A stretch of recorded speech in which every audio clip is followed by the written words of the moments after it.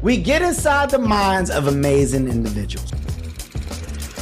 Of amazing comedians, amazing people, entrepreneurs, multi-hyphens. It doesn't matter what. On this show, it's all about the discovery, and I hope that you got a good feel for what I discovered today, and that's just dope energy. Ladies and gentlemen, you already know what this is. This is Gold Mines.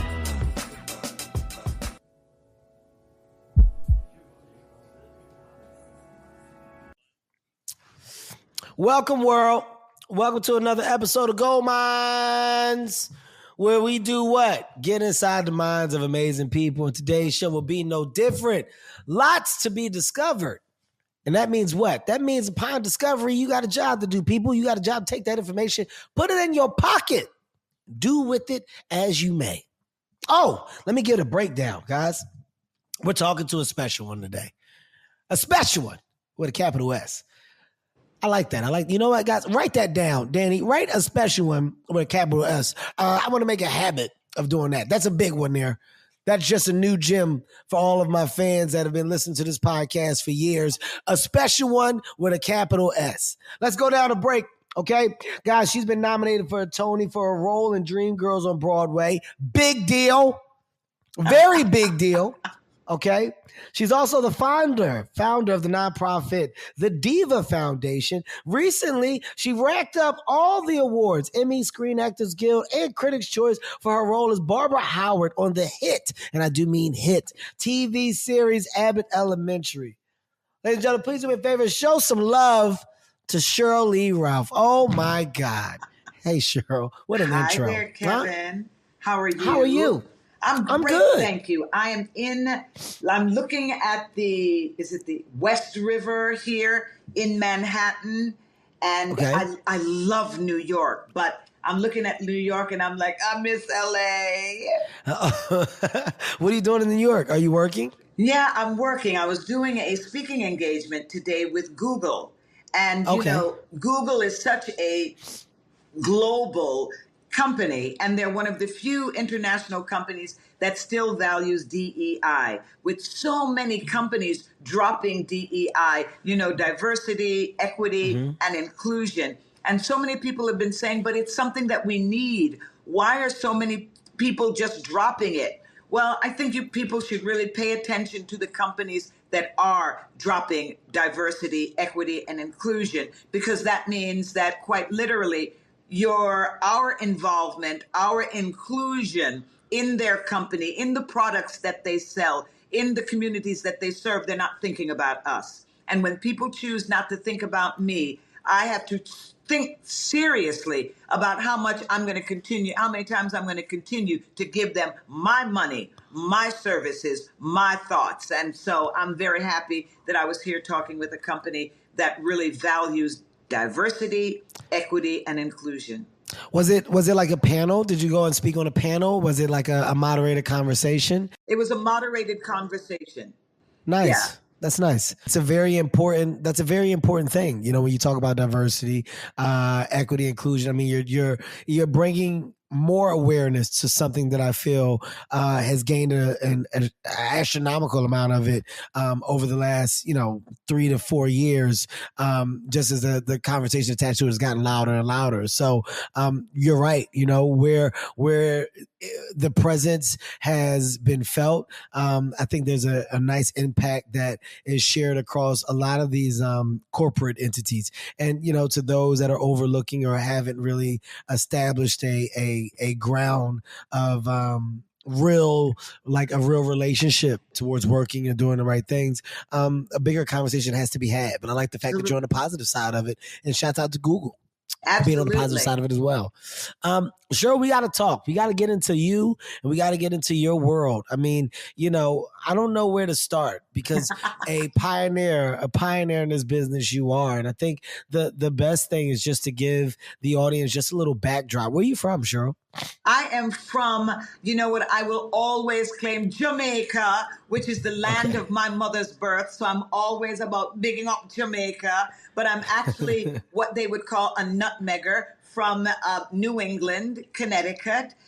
Raised in Connecticut, New York, schooled in New Jersey, living in California, now living bi-coastally, California and Philadelphia, married to Senator Vincent Hughes, who I say is absolutely the original Fresh Prince from West Philly. Yeah. I love it. I love it. So from Jamaica, born, like you said, you're going to claim it because of your mother. Yes. I get it, as you should. We got to talk about your why, right? Acting doesn't just happen. It's something that is discovered at some point in time, or it's something that you fall into, through the relationships of others. For you, I would love to know, what is it that sparked the interest? What is it that lit the flame for you? Honest to God, two things happened.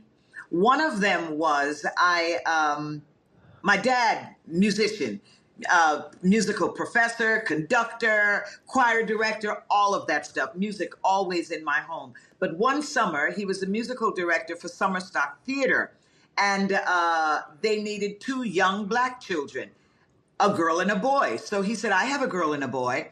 And he bought us. We joined the company, and I didn't have lines. My brother Stanley had the lines. And every night I remember looking at my brother as he would say his line, and I'd think, that should be my line. He doesn't care about this. I care about this. I remember it so clearly. And then the next thing I remember is 7th grade, the Christmas pageant. I sang "Oh Holy Night." Whew, the sound of the applause. Oh my God, if I ever had an addiction, it would be an addiction to applause. Oh my God, I just can't get enough of it. I need it. So it was those two things. What was your first applause, right? We can't just breeze over that. Like, what the moment where you felt like you had your first real applause and real reaction came when? Your younger years? Oh yeah. It was right there on that stage. It was right there, the 7th grade. It was right there during that Christmas pageant, singing "Oh Holy Note." Oh Holy Note. Yeah, that was a holy note. "Oh Holy Night." And I finished with that big note. Oh my God, the sound of the applause was just, feed my soul, feed my soul. Yeah. So the theater side of it, right? Of course, that's where you get that. You get that live reaction, that live entertainment feel with theater. Was there ever was the goal past theater to get to the point of the mainstream world of acting, like in TV, film, etc.? Or when you were in theater, was it just that? Like, was it just, I'm embracing this, I'm embracing the world of what it has to offer, but this is where I want to be. No. What was your take there? Okay. Kevin, I am an immigrant's child. And anybody who is an immigrant's child out there, it's like what my mother would say to me: be a doctor, be a lawyer, and if you can't do that, then marry one. That's it. That's it. That's it. Be a doctor, no ifs, ands, or buts. Be a lawyer, and if you cannot do that, then marry one. Well, you know something? I tried so hard to live my mother's dream for me. I really did. I got into Rutgers, first class of women, and I immediately went into science. And baby, let me tell you something. Trying to dissect the Easter Bunny was not going to be for me. I was like, oh, hell no. So I immediately went to constitutional law. How I got into constitutional law as a freshman, I don't know. But it has been brought to my attention that I'm probably the only student to walk out on Ruth Bader Ginsburg, who they say was the constitutional law teacher at that time. Oh, honey, I walked out so fast. I was like, oh, hell no, I'm not going to make it. I will not be a lawyer. So doctor down, lawyer down. And I got lost on the college campus, and I was on a dead-end street. And on that dead-end street was a theater with a sign that said auditions. I walked in, I auditioned, had my song, had my monologue. The rest is my own personal history. 5 years later, I was on Broadway doing Dreamgirls. Wow. Holy cow. Yeah. Holy cow. And what was the reaction from your family? Like you said, as an island girl coming from that, when you say, I'm going to go and I'm going to pursue acting, and it's not of the traditional what or road that you would want me to go down, but this is where my heart is. This is where my passion is. This is what I'm going to pursue. What was mom's, like, what was her reaction? When I finally got the guts to say to my mother that I was going to major in English literature and minor in theater, because at Rutgers, which was a historically male college, you had to major in what they said was a male subject. So that was English literature, and my minor was theater. When I told my mother I was going to study theater to be an actress, she said, with my hard-earned money, you're going to take your time to spend your life with all of those fake and phony people? No, Jesus, no. And I was like, oh my God. But I tell you, Kevin, the best part of it all is I wouldn't have been happy being a doctor or a lawyer, but I'm so happy when I get paid to play one. Yes. Absolutely. Yeah, it's so wonderful because when I redid my mother's house, she said, Jesus, this show business thing is not so bad after all. I said, yes, mommy. Yes. I mean, listen, it's not about I guess you said, what is it called? It's like, eventually they all come around and support the talent and the choice that you make in doing what you want to do with your talent. No, I think what happens is your immigrant mother comes around to the fact that you can make money. That's what they like. That's the success right there. It's like, Lord God, you see that? That's my baby right there. She'll make the money and she'll be rebuild the house, right? Yeah, that's it. I mean, but listen, that's the ultimately that it makes sense. I mean, was that one of your proudest? Like, would you say one of your proudest moments when you were able to go and provide for your mom and do something of that magnitude? I think we all want to do that, no matter how successful our parents may be. We want to be able to do better for them and show them that I'm going to make you proud, and let me show you how I can make you proud. Oh yeah. And she was so happy with it. She was so happy with it. And I mean, of course, through the years, she's probably become like your biggest fan. I can only imagine. Oh my God. With the success. Oh, absolutely. A far cry from Dreamgirls. When I got nominated for the Tony for the original company of Dreamgirls on Broadway, my mother refused to come to the Tony Awards. She said, I'm not going. No.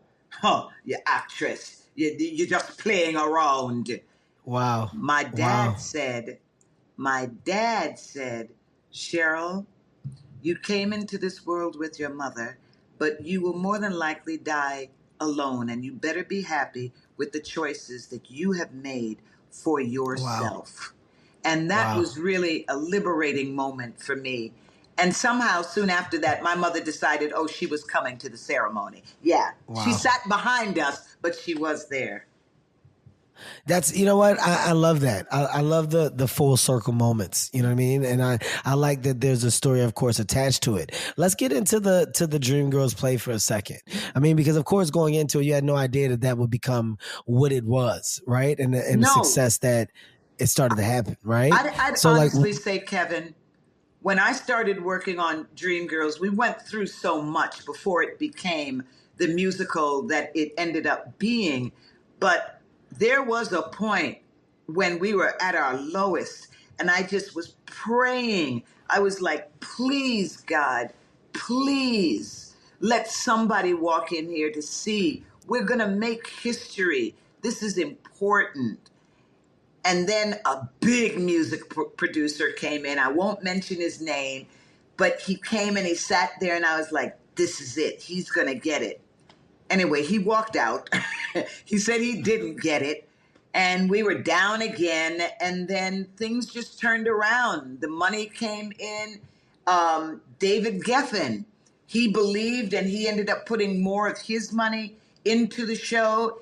And the rest is history. And we became exactly what I thought. I had no idea, though, it would be as huge as it had become. Because if I'd known that, I'd have never sold my rights for $1.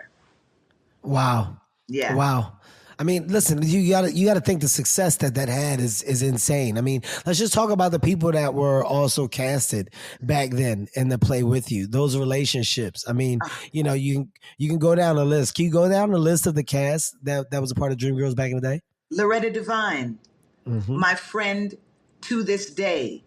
Jennifer Holliday, we still talk to this day. She talks more with my kids than to me, but talking with her to this day. Ben Harney, Clea Von Derricks, Vondi Curtis Hall. I mean, so many people. When I think about it, all of us have gone on to really, really carve out a true craft, carve out our craft and have a solid career in this industry. And that is something that does not happen very often. It just doesn't. People usually have one big hit and, that's it. You don't hear from them again. It's over. They've had their moment, but we've each been able to have quite a career in this industry, which I'm so thankful to God for.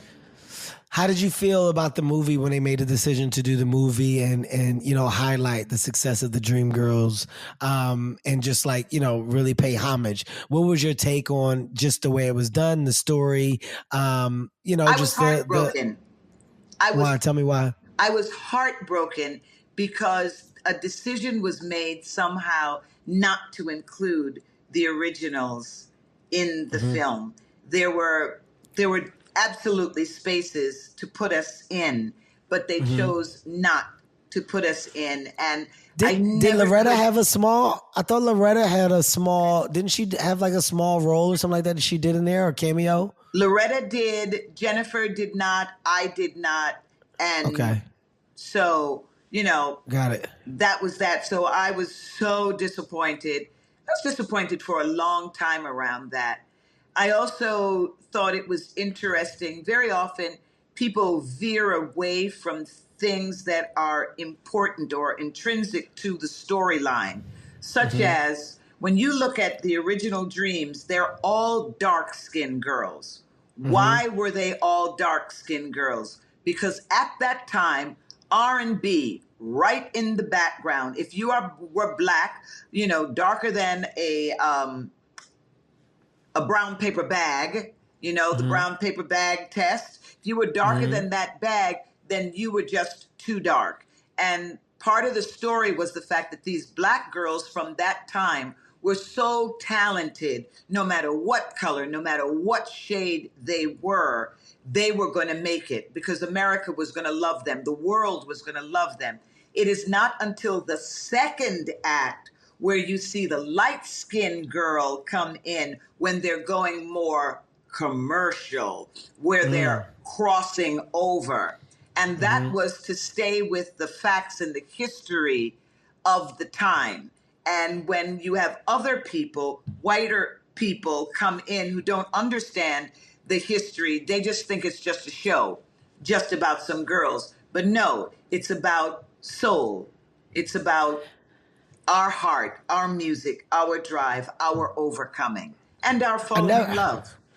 I never knew the intention behind that. And I love just hearing you speak on that. When you say something like the brown paper bag test, that was a real thing back then, right? It was a really serious thing as to what complexion was the right complexion and what one was most appealing or receiving, especially when we're talking about women of color to these major studios and labels.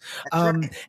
At some point, though, with the success, like you said, that the Dreamgirls started to experience, as the progression happened and you guys saw your worlds changing, what do you think it was at that time that kept you guys close? Because in a I want to say basically in an industry where it's really destructive, right? It is a very destructive industry. Destructive, absolutely. Yes. What do you think kept you guys together and gave you just the ability to kind of fight through a lot of those trials and tribulations back then? I'm glad you brought that up because Michael Bennett, who was the director and producer of the show, we had gone through different women to play the role of Effie. But there was something about the voice of Jennifer Holliday. I swear to God and Goddess above, when you would hear Jennifer Holliday sing live, it was otherworldly. That she had an ability. It was like this woman her voice was just penetrating your soul, but she wasn't an actress. Mm-hmm. So she had the voice, but she wasn't an actress. So Michael Bennett, in order to bring out a great performance, he pit the two of us against each other. To make it plain, opening night, he gave Jennifer diamond earrings from Tiffany, and he gave me a brass belt buckle.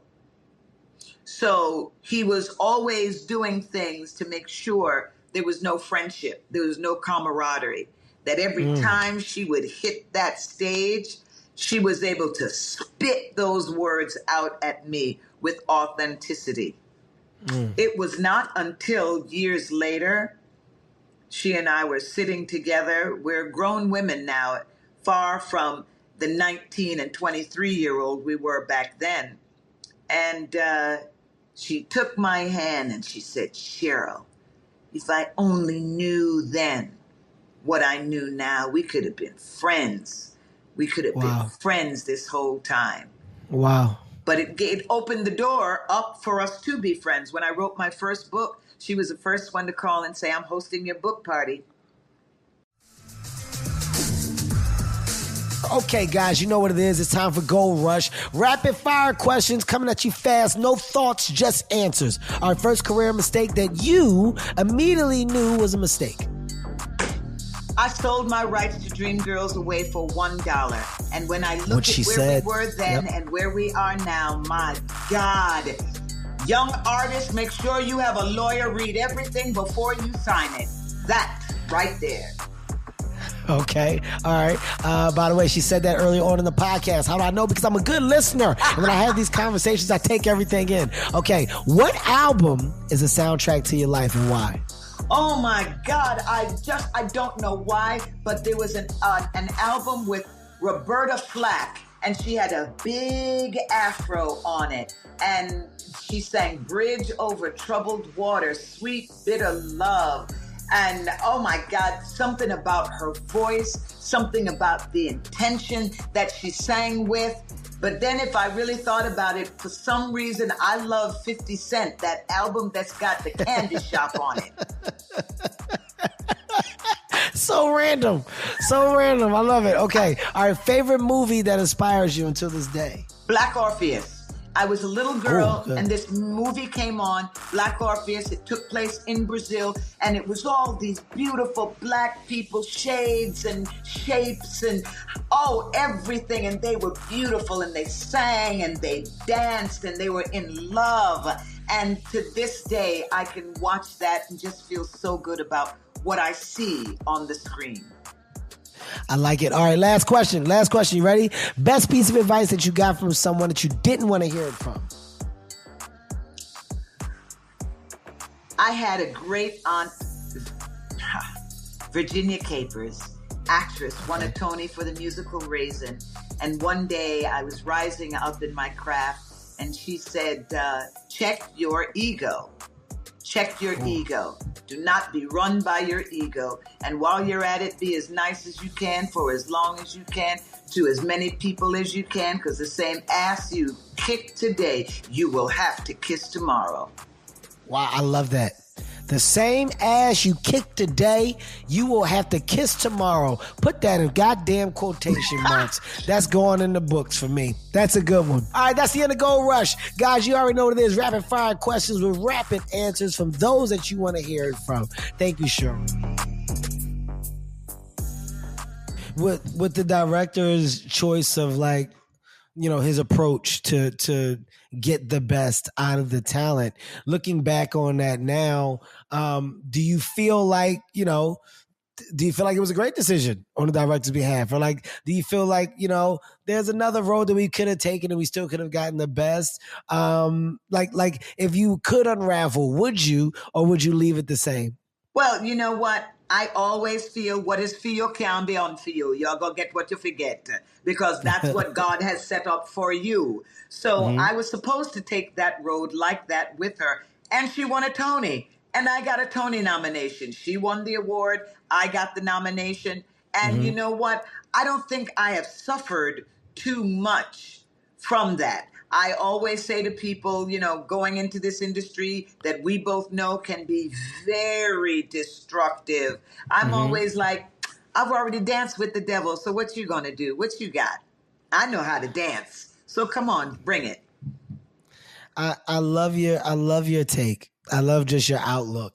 Thank you. I want to keep going now. And I want to say like, okay, we're in this, right? We're experiencing success. This is taking off. And to your point earlier, you said all of the women, you guys were able to go on and have careers outside. Everybody was also able to go and do more. I would love to talk to you about the first break. What was the first break that presented itself for you of more after that time period? What was the thing that you said, oh my God, like there's more for me? There's going to be more for me, and I'm going to be able to succeed in this space as well. What was the first example of that? It took a long time.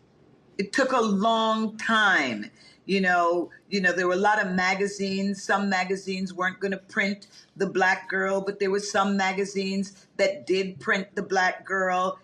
Some of the same fights we still fight now, except it was harder then because it hadn't been done. And I literally...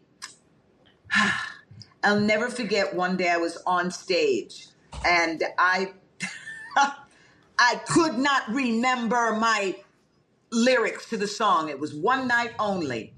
And Loretta Devine was trying to help me with the lyric. One night only, Ralph, one night only. And I can't get it for anything. And I get off stage and I say, you know what, I need a break. And I went out to California, and I'm the casting director at the time, a man by the name of Tim Flack. Tim Flack said, you are here. Come audition for this role. It was for a series by the name of V. I think it was something like Underground Warriors Against Giant Ants or something. It was on NBC. I don't know. I chopped off all my hair. I dyed it bright red, and there I was with these big guns shooting up these giant ants or whatever they were. All I know is that I left the show, went out there, got that job, and I said, I'm not going back. They put my dressing room in boxes and sent it to me, and I said, this is my new chapter. I don't know what it'll bring, but this is what I'm going to be doing. And I knew then, sometimes you got to encourage yourself. Absolutely. So the time that it took, okay, you get through it. Moments of success are starting to present themselves. Let's get to like now where you stumble upon an amazing opportunity. There's a new show, a pilot. There's a great take on it. It's going to cover the world of public schools told through the voice of this emerging funny talent from Philadelphia, PA. Quinta is a great story of success, and her rise to fame and her take on how she got there and how she accepts it and embraces it is another story of just like super, super dopeness. But the cast gets put together and you guys start Abbott Elementary. In the early stages of the show, was it just like a cool opportunity, or did you feel like some people can feel, oh my God, we got lightning in the bottle with this. Oh my God, we got a real shot at real success with this. I want to talk to you about the early days, the pilot, the beginning stages of this TV series. How did you approach it? What was your take on it? And did you see it being what it now is? I literally did not stumble upon it. What happened was a bright young talent who I had met before, Quinta Brunson, reached her hand back and said, I see you, Miss Ralph. We need a queen for this role, and you are that queen. Come take this journey with me. Wow. Now, as a mother of two, when your children reach back and say, come on, we're making this journey together. Wow. Oh, I Wow. don't think it gets too much better than that. So Quinta Brunson will always have a special place in my heart, especially since 2 or 3 years before that moment, I was walking across the campus of CBS out in the valley, and I was doing a show called FAM. It was called FAM with Nina Dobrov. And my daughter was walking with me, and she was like, oh, Mommy, you have to meet her. That's Quinta Brunson. She's going to be big. She's going to be big. So I met her there. Then we ended up doing Black Lady Sketch Show. And when I was doing my work, it was as if I was like, this young woman is really just looking at me, just looking, studying. And it was a great experience. And then I get the phone call. And she said, Miss Ralph, that's when she called me Miss Ralph. Now it's just Sheryl. And she said, I know you're used to getting offers, but would you mind just meeting some of the team and, just getting to know us? And listen, one thing led to the next. I got the job. And when we were finishing that pilot, I was like, whoa. We've got a hit here. Something's happening here. And I thought, how amazing God is that I'm married to Senator Vincent Hughes there of Philadelphia, whose lifelong work and dream is to improve education for the urban child and for all students. And I was God is amazing. And here we are doing this show, going into our 4th season, and we make real change happen for real people just by telling these stories. And I'm so proud of Abbott Elementary, so happy to be working with the cast of people and producers and bottom line people that I get to work with, because it is a wonderful thing. It truly is, and I just want to say, the show is so great. The writing is so great. But the talent, the actors and actresses on that show, you guys really knocked the ball out the park with taking a form of comedy, that of course we're no strangers to. When you think about The Office, you think about the success that a show like that has had, and taking that style, right? Taking that break the fourth wall, style of comedy and do it in a way where people are able to grow. Like I've seen the show and I've seen the comedic talent attached to the entire cast grow over the course of time. I mean, now you guys are in season what season is this now? Going into season 4 in September. Into season 4. Yes. So many awards you guys have won, a show that now has reached unbelievable amount of critical acclaim, and appreciation from all, right? When you're in something and you're experiencing the success, as a cast, how are you guys approaching that? Like, are you guys having discussions about where you see the show going, where you want it to go? Is it a season 5 hope? Is it season 10? Are you guys the family that wants to stay a family? Are you like, no, guys, we got this hot thing and we don't want it to get to a point where it's not the hot thing? Just give me some understanding of how you guys as a collective are talking about the show, especially when you're at the highest levels of success that you are now. I tell you, this is really the Quinta Brunson show. And Quinta knows exactly where this show is going. And yes, we are here going into season 4. Who knows? Maybe we're there for season 7, season 10. We're going to be exactly where God wants us to be. And of course, the network and the studio. So we shall see. But I know, for my character, at some point, we never hear her talk about retirement, but she is one of those teachers that will be in it for the long haul. And this is just out of my head now, but there's got to be a plan somewhere, some kind of a plan. And if she does leave education, you know she'll never really leave education. She'll probably run for school board. Hell, Barbara Howard might even run for mayor. Hey, one never knows. Huge. But as Huge. a collective, I think we will probably run for as long as the student and the network want us. Sort of like Grey's Anatomy, the cast may come and go, but there will always be Grey's Anatomy.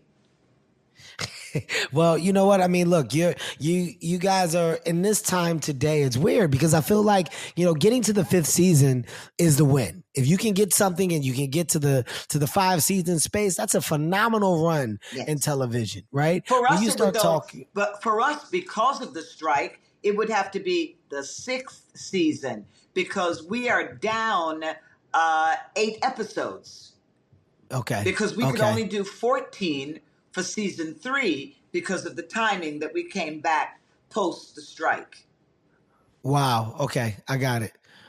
So you'll probably end up doing it. I think that this will be in that 5 to 7 run. Yeah. I mean, it's just too good. And in the space of TV, especially when we're talking about comedies, I feel like the ones that land, they stay for a while. Right? Because it's so hard to land that comedy ship and to do it well. It's so hard to do it well. And I think you guys are really, really doing an amazing job. I got to say, like now though, okay, Sheryl, like you're experiencing this success, in the later stages of your career. So it has to be exciting now for these new sparks of energy to have, to have them on display. So with that, what else is it that you want to do? Like, what more do you want from the business in a perfect world? What else is it that Sheryl Lee Ralph feels that she's going to bring to the table or would love the opportunity to bring to the table? I love producing.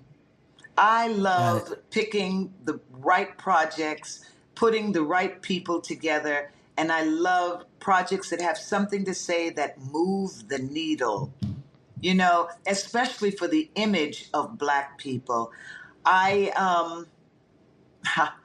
got nominated for a daytime Emmy for a special that I produced called Unexpected, about 2 young women who got an unexpected the HIV/AIDS diagnosis. Wow. And these 2 young women, it was a documentary, used their pain and turned it into purpose. And the way they just started not helping themselves but others, Hulu picked it up. It became a high, it was working so well for Hulu, the number of people that tuned in to watch it.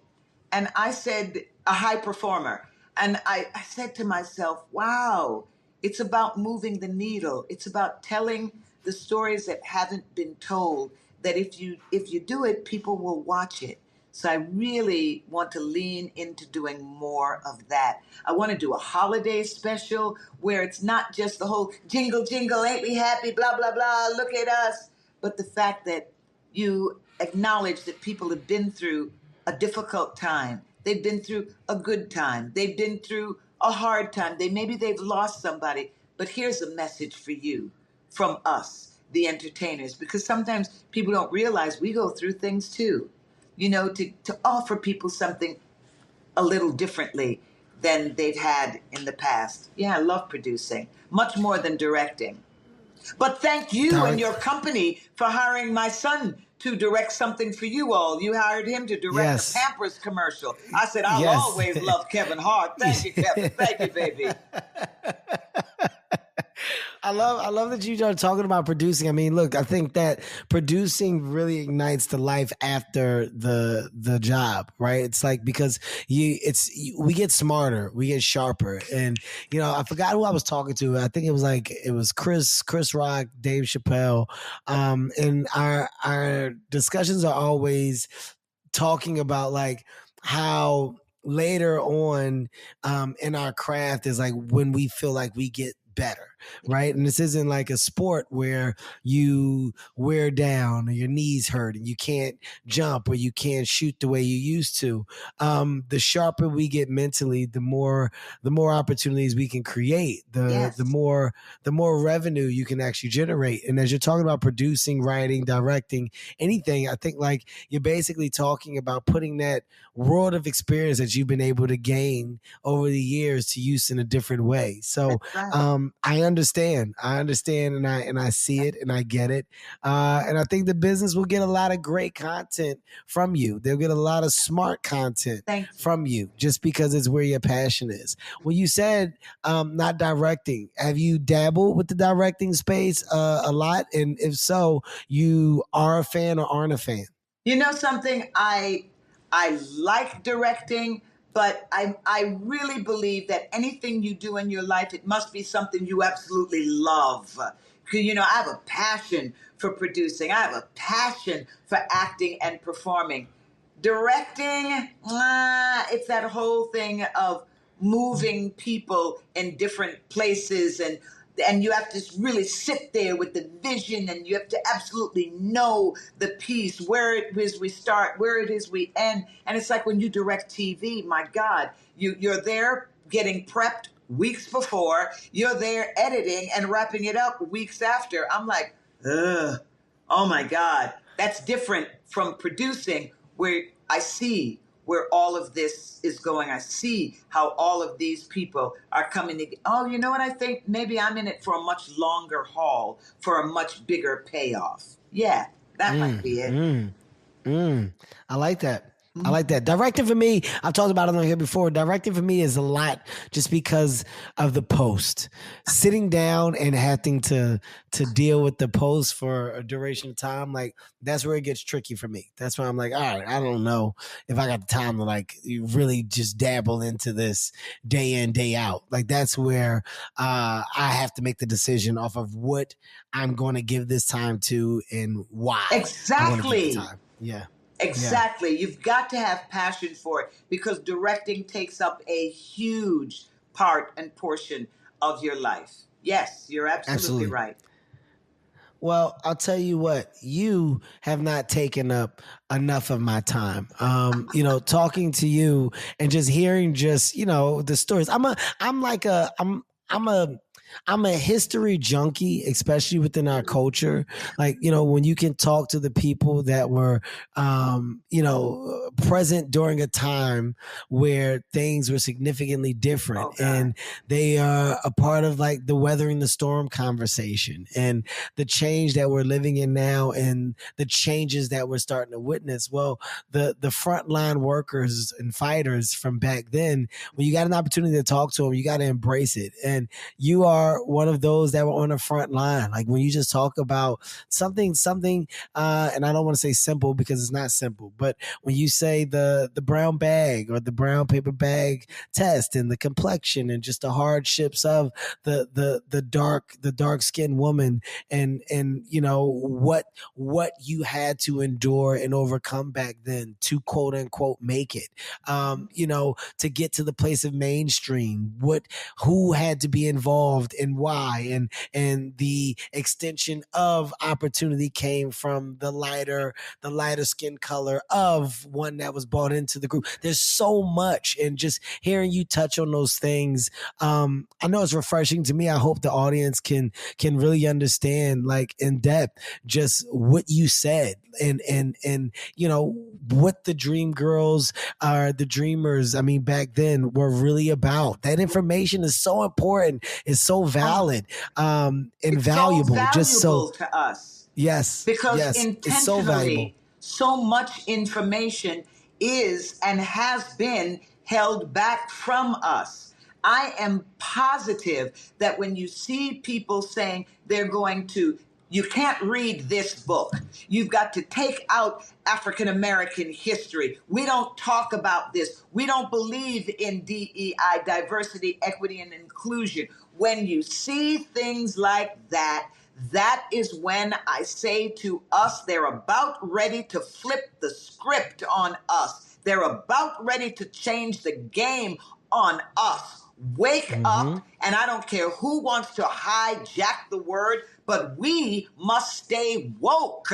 We must forever have our head on a swivel and do not get it twisted, because the moment they want to tell you don't vote, trust me, that's when you better be about the business of voting and using your voice and putting it where it will do the most good.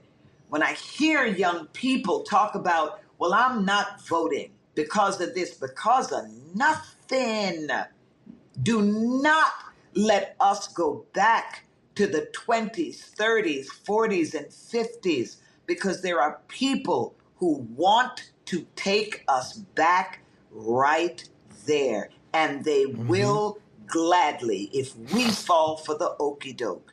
And we can't let it happen. So, like, you're saying something after that is ridiculous. It's a mic drop and it's a punctuation. And look, I do this podcast and I say it a lot.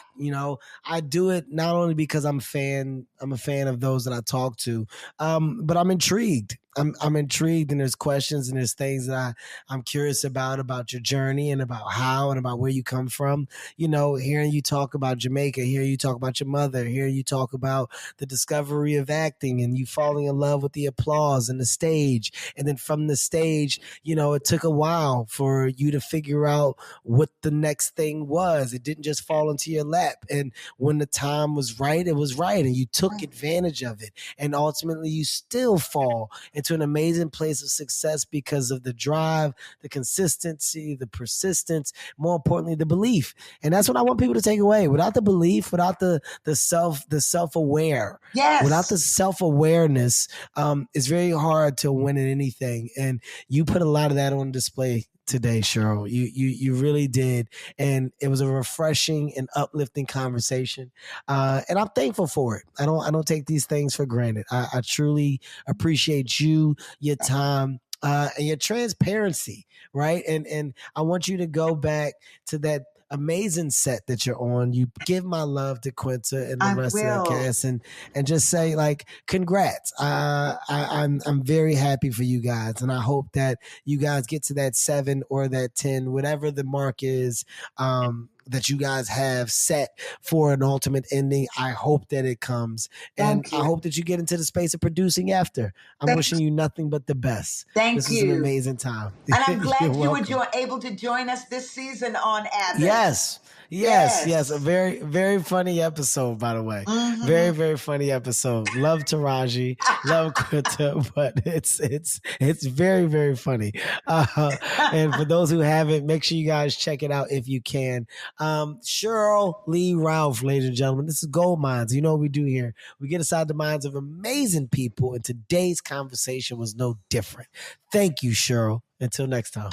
Thank you, Kevin. Bye-bye.